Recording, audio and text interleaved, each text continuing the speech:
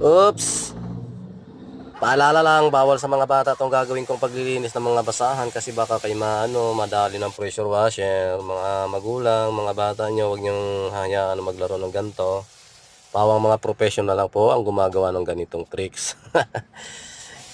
Ginagamitan ko ng ipinagbabawal na teknik ni Naruto yung aking paglalaban ng mga basahan, guys. Hindi kaya ng kusot-kusot. Kaya nga pala ako gumawa ng ganitong video kasi yung sa live ko blurred yung aking live.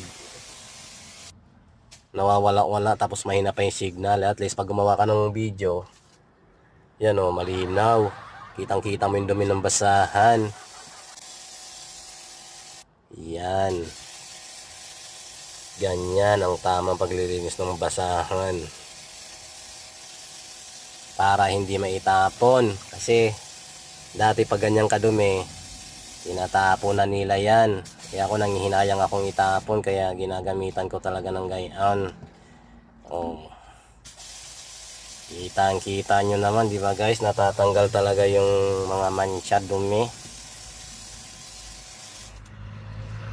Pampupunas lang naman ng mga motor yan guys, mga big bike, mga ano. Kaya ganyan siya kadumi.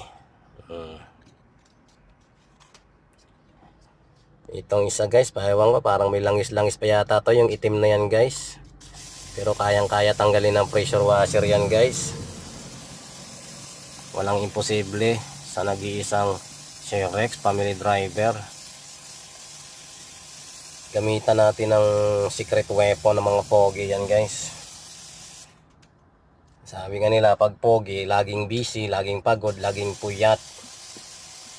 Kaya ayan, magpuyat ka na naman mamaya after ng paglilinis mo.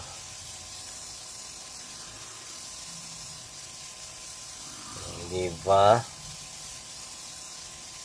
Ang swabe, ang smooth ng paglilinis. Nako. Pwede na isampay yan guys, babanlawan lang yan, sampay na yan. Yan lang guys, thank you for watching and subscribe. Thank you.